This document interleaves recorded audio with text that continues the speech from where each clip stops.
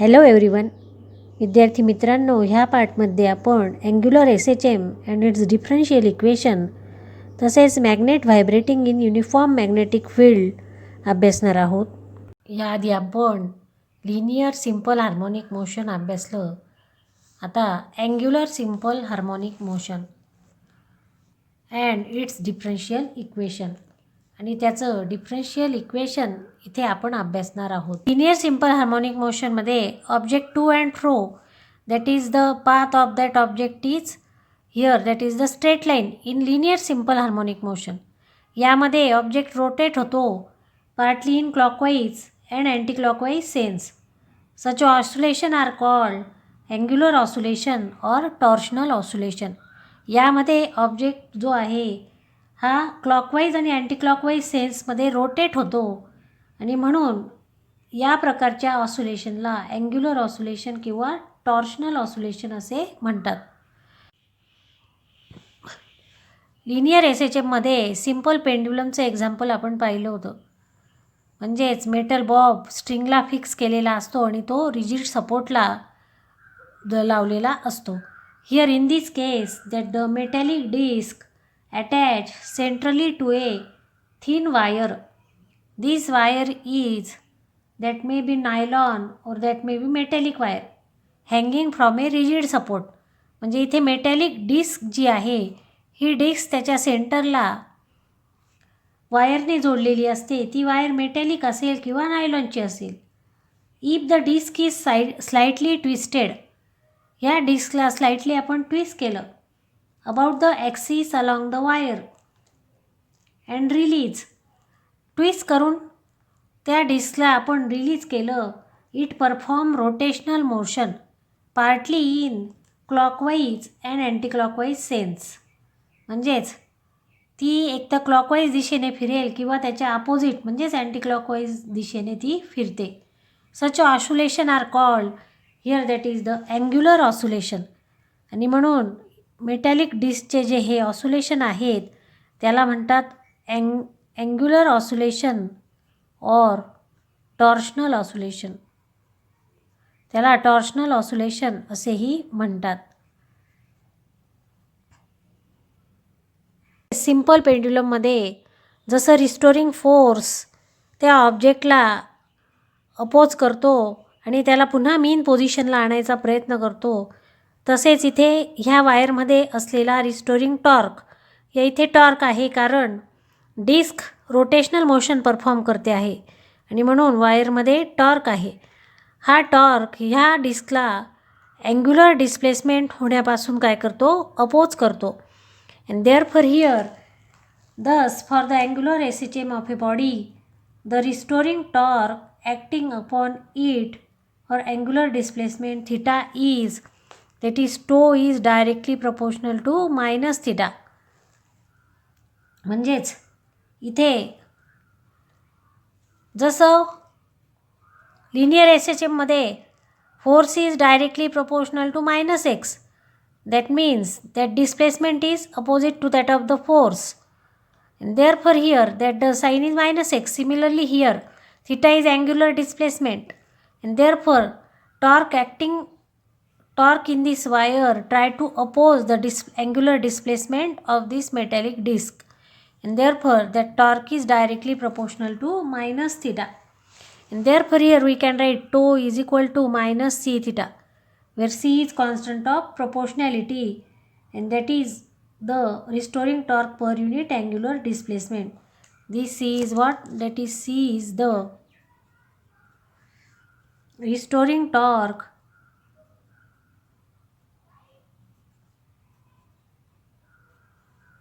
per unit angular displacement.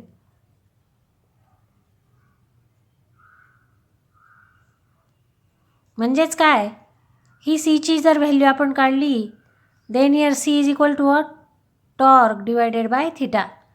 म्हणजेच that is the restoring torque per unit displacement.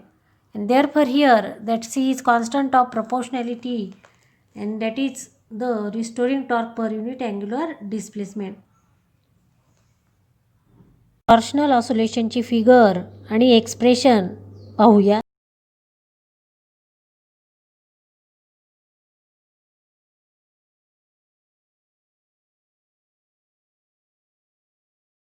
आता इथे object angular oscillation perform करतो आहे आणि म्हणून if I is the moment of inertia of the body, the torque acting on the body is given by here tau is equal to I alpha.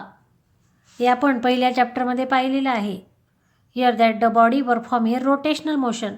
Therefore if I be the moment of inertia of the body, then torque here acting on the body is given by tau is equal to I alpha. Rotational motion perform करत असल्यामुळे त्या बॉडीवर act होणारा force काय आहे, that is the torque. Therefore torque tau is equal to I alpha. Where alpha is what, that is the angular acceleration. Alpha आपल्याला माहिती आहे अँग्युलर ॲक्सलरेशन. पहिल्या चॅप्टरमध्ये आपण पाहिलं आहे बॉडी रोटेशनल मोशन जेव्हा परफॉर्म करते, at that time theta is angular displacement, alpha is angular acceleration and omega is angular velocity. आणि म्हणून here that the body perform rotational motion, therefore torque acting on the body in terms of moment of inertia is I into alpha. And therefore here by putting this value in above equation, वर आपण equation जे पाहिलं tau is equal to minus C theta, यामध्ये ह्या Tochi value आपण म्हणजेच टॉर्कची value आपण ह्या इक्वेशन 1मध्ये टाकणार. Therefore minus C theta is equal to I alpha. and therefore here we can write minus c theta, rearrange the term I alpha is equal to minus c theta. आता इथे alpha angular acceleration आहे. जसं आपण linear acceleration ए d2x/dt² ह्या स्वरूपामध्ये लिहितो, तसंच इथे अँग्युलर ॲक्सलरेशन आपण अँग्युलर डिस्प्लेसमेंटच्या स्वरूपामध्ये लिहिणार आहोत. That is d2θ/dt². Here that the alpha can be written in terms of here that is the angular displacement. जसं लिनियरमध्ये आपण लिनियर डिस्प्लेसमेंट हे जसं लिनियर ॲक्सलरेशन d2x/dt² लिहितो, तसं इथे आपण हा अल्फा लिहिलेला आहे. That is the angular acceleration d2θ/dt² is equal to minus C theta. Therefore take this term to the left hand side, I into d2θ/dt² plus C theta is equal to 0. C theta आपण left hand साईडला घेतला. Therefore here this is the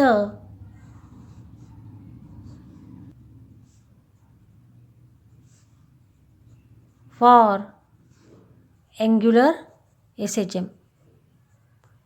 जसं differential equation आपण linear SHMमध्ये पाहिलं, तसं हे angular SHMसाठी आहे.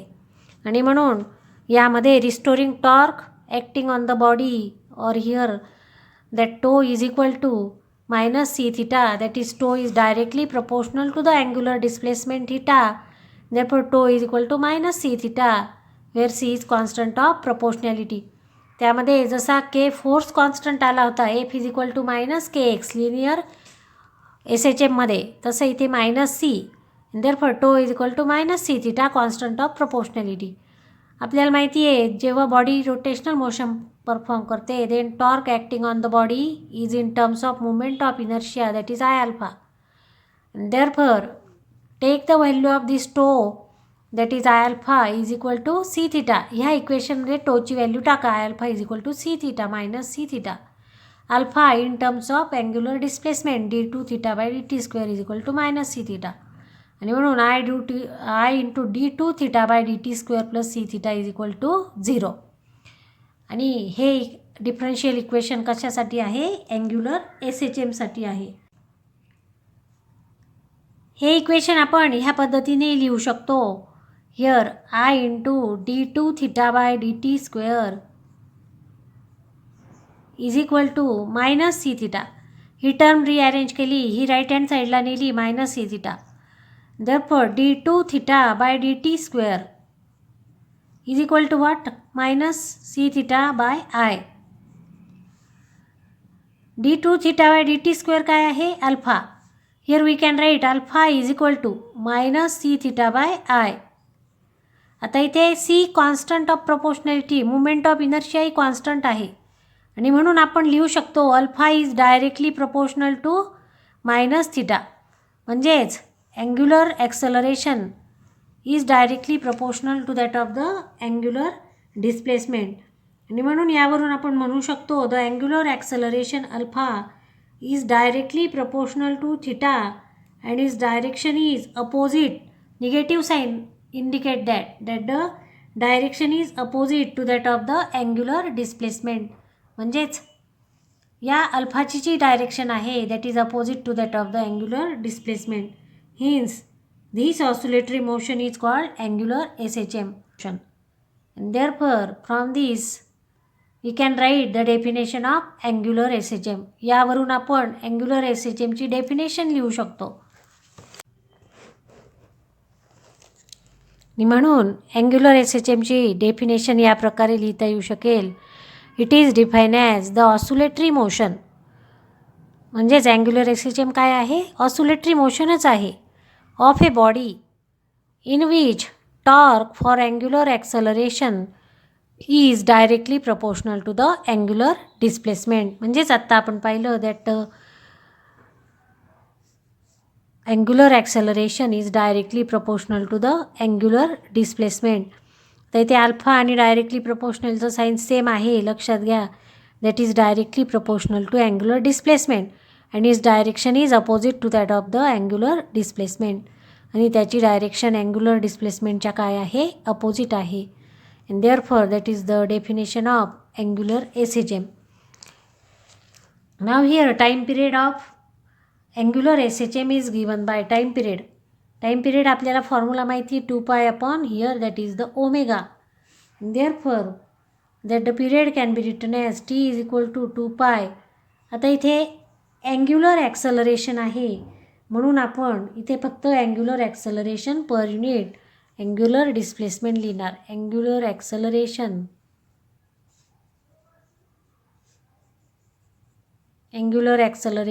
पर unit angular displacement.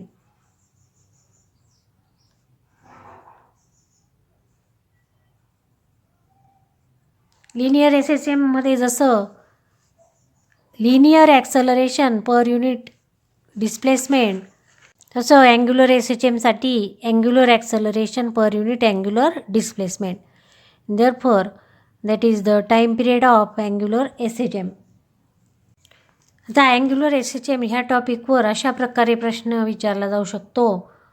Here derive and expression for angular SHM. म्हणजेच derive and expression for differential equation of angular SHM ह्या टॉपिकवर अशा प्रकारे प्रश्न विचारला जाऊ शकतो. Derive and expression for differential equation of angular SHM. मग यासाठी फिगर काढायची आणि I/d2θ/dt² plus c θ is equal to 0 हे एवढं एक्सप्रेशन यासाठी लिहायचं. Second question, show that oscillatory motion is angular SHM. म्हणजेच ऑसोलेटरी मोशन ही अँग्युलर SHM आहे हे शो जर करायला लावलं तर सुरुवातीपासून तर हे एवढं एक्सप्रेशन तुम्हाला लिहावं लागेल. That is alpha is directly proportional to minus theta. Therefore here that is the answer of second question. Third, define angular SHM. म्हणजेच अँग्युलर SHMची डेफिनेशन इथे लिहायची आहे.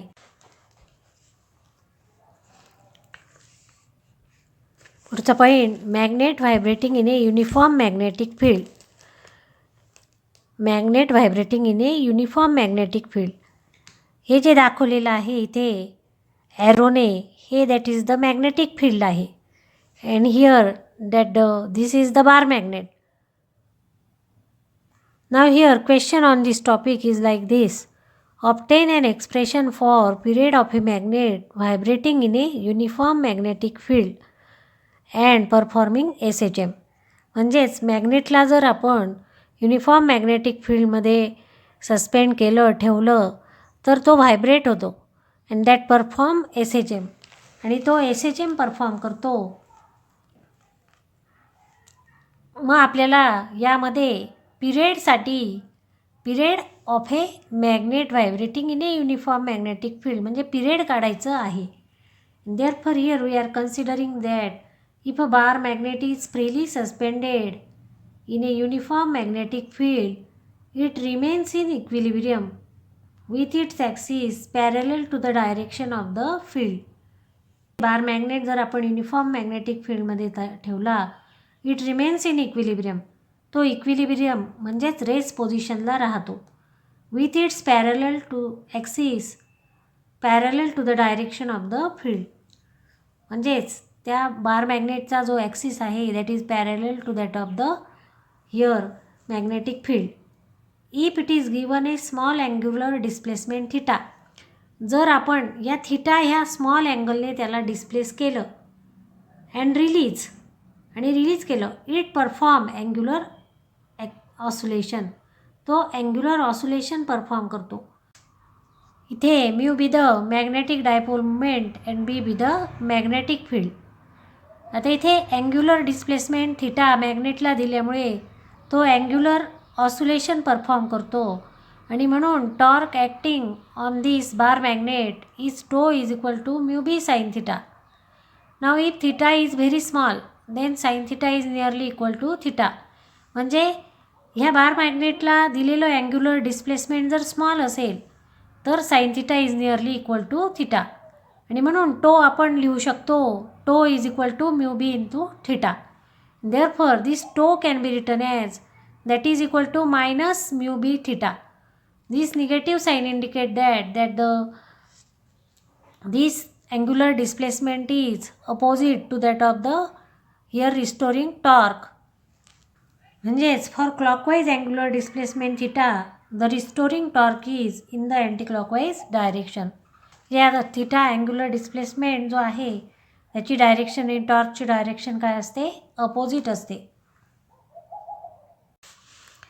नाव here that the bar magnet perform angular oscillation, therefore torque acting on this bar magnet is tau is equal to I alpha. आपल्याला माहिती आहे if I be the movement of inertia of the bar magnet then this tau can be written as that is equal to I alpha. Put this value in above equation.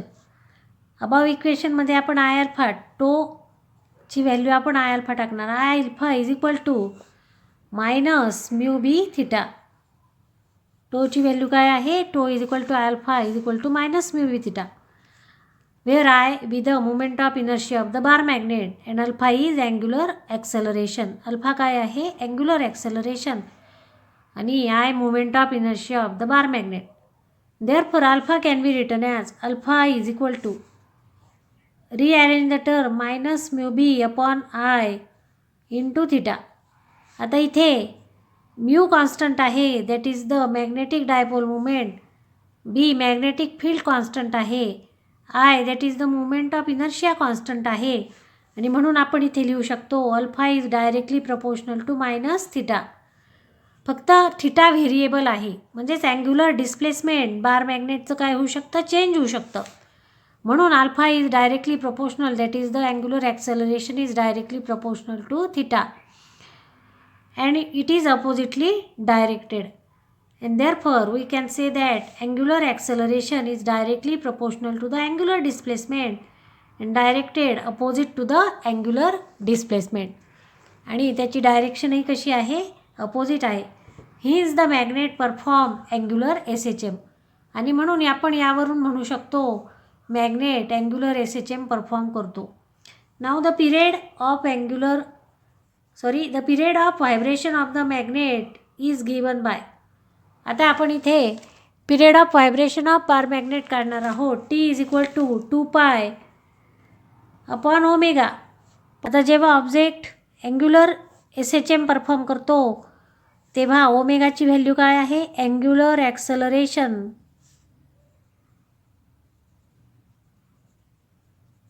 Per unit angular displacement.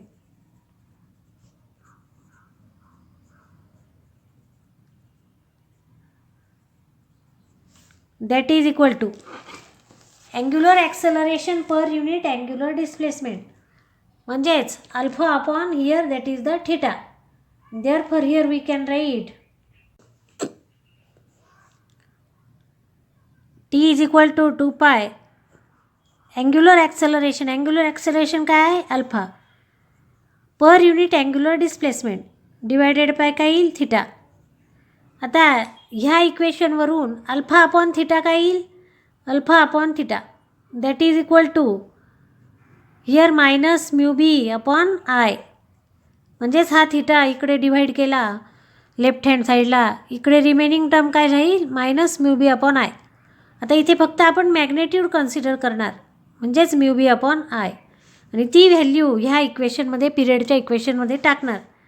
T is equal to 2 pi divided by square root alpha upon theta. Alpha upon theta is what mu B upon I. आता हे न्यूमरेटरला न्या, I काय होईल न्यूमरेटरला येईल आणि mu बी डिनॉमिनेटरला. 2 pi square root I upon mu B. This is the period of vibrating bar magnet. आणि म्हणून हे एक्सप्रेशन कशाचं मिळालं दिस इज एक्सप्रेशन फॉर